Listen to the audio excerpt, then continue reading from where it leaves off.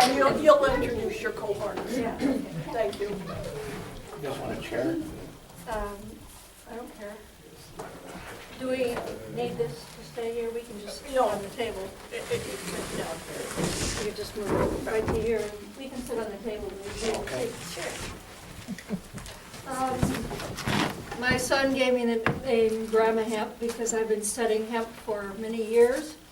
And I want to introduce Sandy Soderberg, has also been studying it for many years. And Steve, Sarich. what? Sarich. Sarich, has been studying it for more than anybody I've ever met. And we're all very interested in the jobs that it can bring, because you can make 25,000 products from it. We won't go into detail about all of those, but we want to give each of these a chance to talk. And Peg has also been studying it. She came up to me when I mentioned hemp at a meeting, and so she wants to be part of the activism as well. So do you two want to go on? You're more of the experts than I am. Well, there is some gray areas right now with legislation because of 1888 didn't pass, but we can grow cannabis with THC, so it's kind of ironic that some What of is it's... what is 1888? Is that House Bill 1888 was the House bill that was put forward. There was actually more than one House bill that went forward. 1888 was the most prominent. It had a couple of different House Bill 1888, then second House Bill, then second substitute, and then there was second substitute with amendments, which is where it ended up 3 minutes before session ended, and they tabled that so that they could hear the drone bill, which passed and then was vetoed. So it was a very frustrating process on a state level to have that legislation not go through, but there are still the opportunities with growing, the ability to grow cannabis, to say, well, if we can grow cannabis, we should be able to grow hemp. So we're in the process of making sure education for this year is going to be number one, getting rules and regulations and good legislation that's clear and concise to go in front of the governor next January to have it just signed and have it done. We do have a lot of opportunities coming up this spring if you're interested. Starting next week on April 22nd, we are celebrating down at Boundary Bay, and we are going to be celebrating with Earth Week, and we will have a table there. After that, we will be doing a demonstration on hemp adobe through the Restore. Actually, a few days before that, the screening of Bringing It Home at the Pickford is going to be happening. So you can come to the Pickford. It starts at 5:30 with live entertainment. There will be Vince Buys will be there to speak on the panel. We will have hemp ale, hemp chocolates, Hemp beer. clothing. There'll What is be that? at the Pickford on May 27th. Starts at 5:30. It goes till 9. So 5:30 to 6:30 is opening ceremony. 6:30 to 7:30 will be the screening of the documentary, and till 8 o'clock we'll have a panel where you can ask questions and get involved with anything that you want to find out about. And then there'll be a closing reception. The Pickford will also be celebrating and selling their hemp ale for the week of Hemp History Week, which is June 2nd through 8th. And we have events where we will be at the Co-op and the Naked Clothing and Texture Clothing in Bellingham. The Pickford will be selling the beer through that entire week. So we've got a lot of great organizations with Transition Wacom, Sustainable Connections, the co-ops who are all helping to come together to bring industrial hemp to our area so that we can start benefiting with jobs and environmental cleanup. There were 3 or 4 hemp bills this year. First of all, the people in the Senate hate the people in the House. So if you have a House bill and you send it over to the Senate, it doesn't go anywhere, and vice versa. Okay? You talking Olympia now? Yes. Okay. The same thing's in DC. Well, yeah. But I to avoid total madness, I don't go anywhere near DC. It's bad enough to go near Olympia. I spent about half my life down in Olympia because I write legislation. And so reefer madness is absolutely still not dead in the state. So we talk about industrial hemp, and if you smoked a ton of industrial hemp, all you would get would be some kind of a coughing disorder because you wouldn't ever get high from it. But and one of the bills that was just really awful, and I have to deal with Jeannie Cole Wells all the time because she is known as the grandmother of medical marijuana legislation in Washington, and she's really not good. and she wrote a bill this year. We were trying to get a good hemp bill passed, and she wrote a bill to have, for an unfunded study for Washington State University to see if hemp would grow in the state of Washington. Which we already know it does. Well, hemp was one of the largest hemp-producing states until it was banned in 1937. Washington was. Washington was. So what we are doing, That was banned when? 1937, Mhm. and, but it wasn't banned, okay. Marijuana was banned in 37. The marijuana tax stamp was in 37. They grew marijuana, they grew hemp, calling it marijuana with an H, through the 40s, and up until what, about 1950?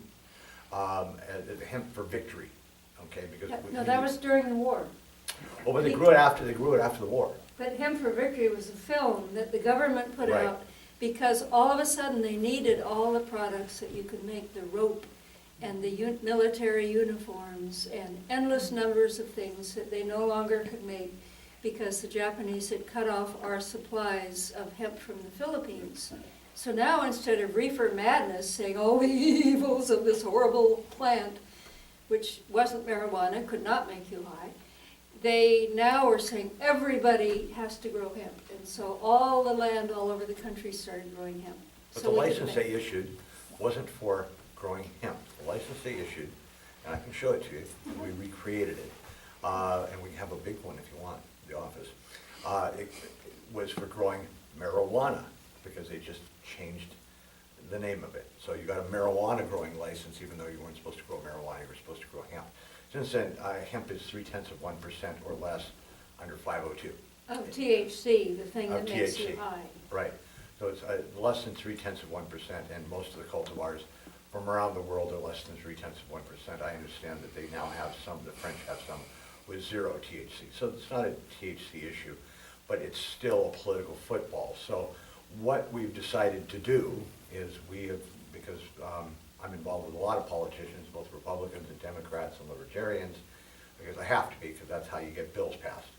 And what we're doing is we're going to form the Washington Hemp Commission, Washington State Hemp Commission, and we are picking the representatives and senators and county commissioners and the people from the ag, and we're going to establish the board, and we're going to write new legislation, new rules, and we're not going to ask.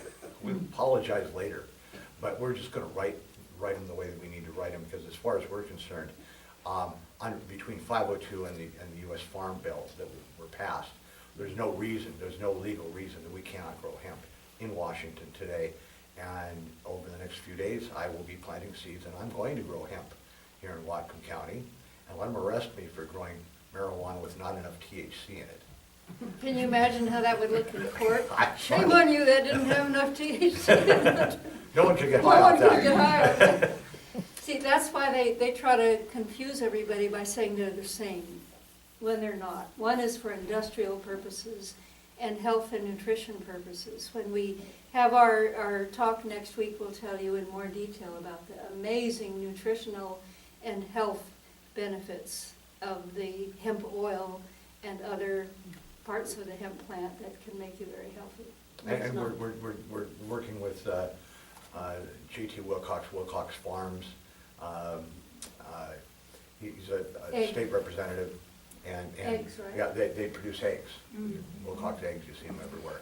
And what they want to do is they want to start feeding hemp seed to the chickens, which will make much healthier chickens than feeding They just used to corn. do all the time.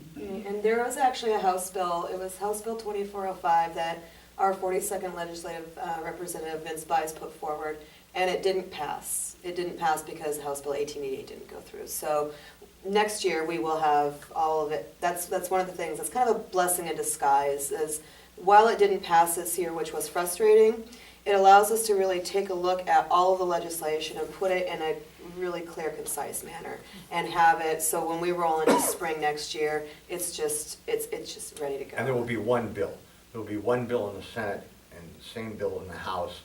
And my job is to make sure we have as many conservative Republicans as we have liberal Democrats and everywhere in between, because we have all of them right now. We had them this year. There's just a few, like the problem between the House and the Senate, we couldn't get a House bill passed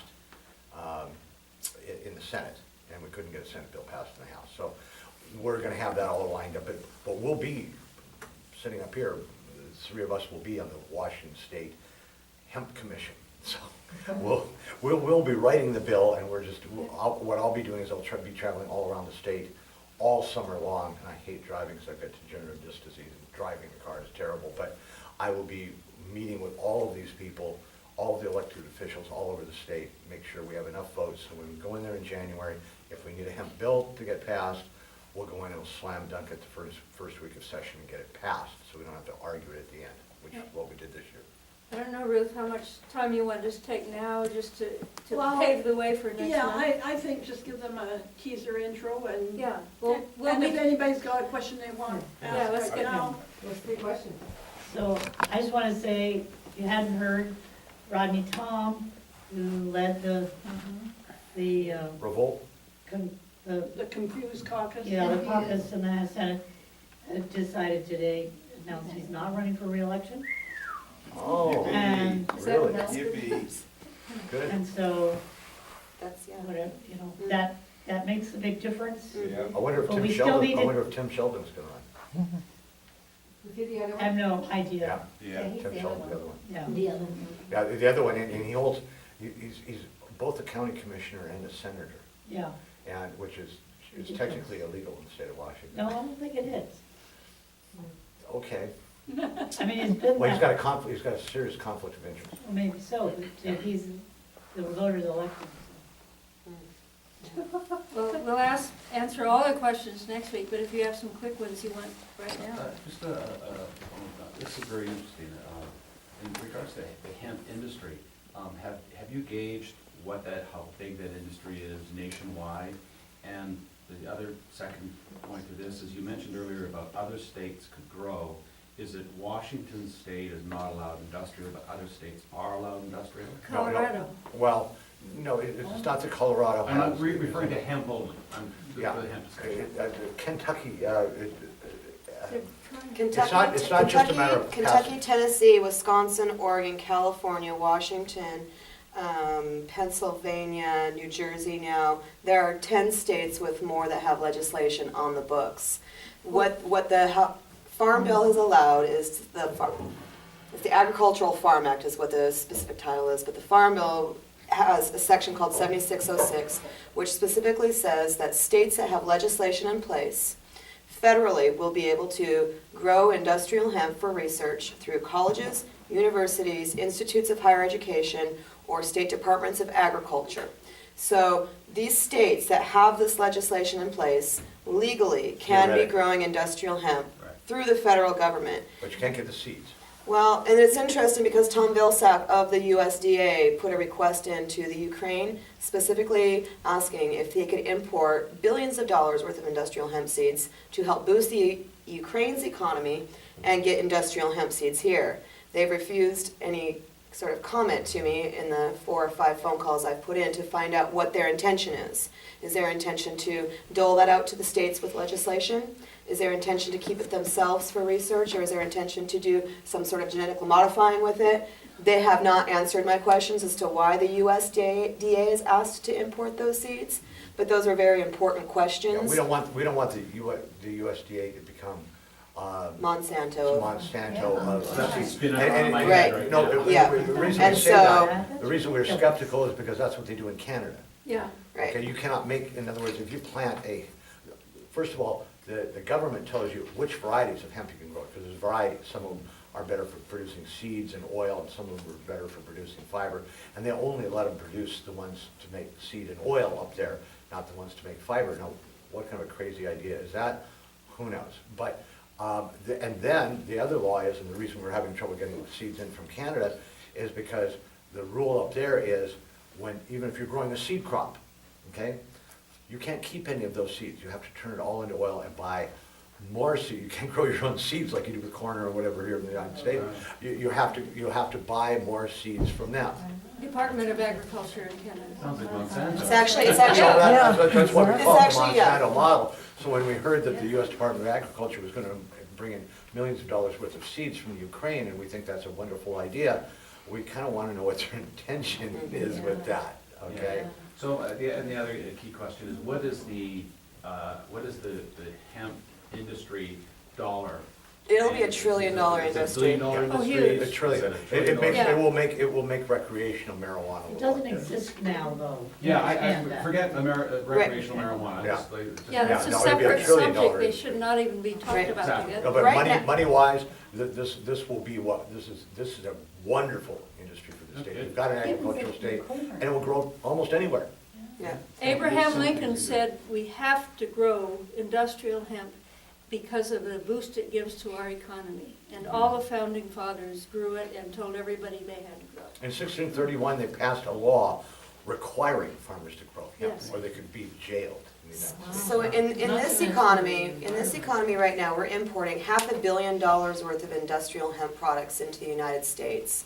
The industrial hemp products that we're importing, and that's the wholesale price, so we're bringing in $500 million worth of industrial hemp products. We are able to turn around and mark that up over 50% because the demand is so great that people are willing to pay a higher price because the quality of the products that they're receiving. So once we're able to stop importing and just Bring the grow price here, down. Yeah. we'll be able to have every aspect, every fiber, every process that you could possibly do, we will be able to do right here. And that will take it to $1 trillion industry for our economy. Yeah. Is it true that cotton is not grown hardly at all in our country anymore, and it always took a lot of pesticides? Yeah, cotton takes almost 90% of the pesticides that we use. And so all of our clothes, Is it still not grown that much in this country anymore, is it? not much. And it leaves arsenic in the soil. They have found hemp clothing 10,000 years old in perfect condition, hemp fabric, That's because it's so probably much reason- better than cotton. Hemp is a product that will wear in, not wear out. There was a question here. Yeah. I'd like to clarify something. Is what you're calling industrial hemp and cannabis the same species? Absolutely. Yeah, Cannabis What they've is, done is they've bred out the THC. Okay, so Actually, I what they do just is they want to bred make into sure that THC. people understand that. Yeah. You're talking about two different varieties of the same plant. They can interbreed. No, it's actually, no, they actually can interbreed, okay? They can can or interbreed. they can't? Can. Can Yes, that's what I interbreed, said. okay? And so what we're gonna be proposing, because we live in an agricultural state, and the Liquor Control Board, when they started making rules for recreational marijuana, I went to them and I said, please do not allow outdoor recreational marijuana grows because hemp produces more pollen than any other plant, and it will travel a long ways.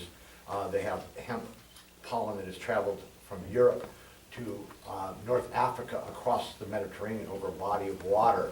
And in eastern Washington, we have dry, windy, warm conditions, it's perfect for that. And they can grow recreational hemp, recreational marijuana and medical cannabis, which is what my expertise is, indoors and in greenhouses with hemp and filters. Hemp can only be grown as a field crop. You just can't grow it any other way. So we want to make sure that we don't have cross-pollination, neither one. See, if Either you- the marijuana people or the hemp people want Right. that. if the hemp pollinates the marijuana, then the marijuana won't make you high, and so it loses the No. purpose. Well, it will No, produce seeds. it'll get seeds. The It'll- marijuana will go to seed.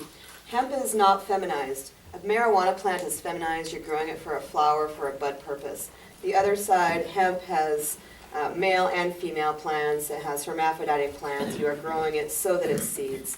And you're not going to end up getting pollen coming from a marijuana farm, getting into a hemp farm, because there is no pollen over here. No, but the pollen from But the the hemp. pollen over here No, you actually will. will come this You way. actually will. That could really cause the farmers some problems. If your hemp is supposed to be 0.3% to be hemp, and somebody's got a marijuana farm nearby, and those female plants produce pollen. See, this is why you cannot hide marijuana among your hemp fields, which is the reason they made hemp It will ruin illegal. both. They made hemp illegal because they said, you're gonna hide all your pot in there. And therefore, we have to make it illegal, because if we fly above, we won't be able to see that you're growing the pot. But that's a total lie because of the cross-pollination. It ruins the marijuana. But one of the really I nice think side she's notes, eager to have us slow down now. one of the side notes, Leave them wanting more. Yes, Okay. yes, yes. all right. Sorry, All right. we're so excited about this, we get carried away. Chris. And so next month, we'll have more detail and more facts and more. Yeah, and it's great, we'll be able to come in right before the events and Yeah. kind of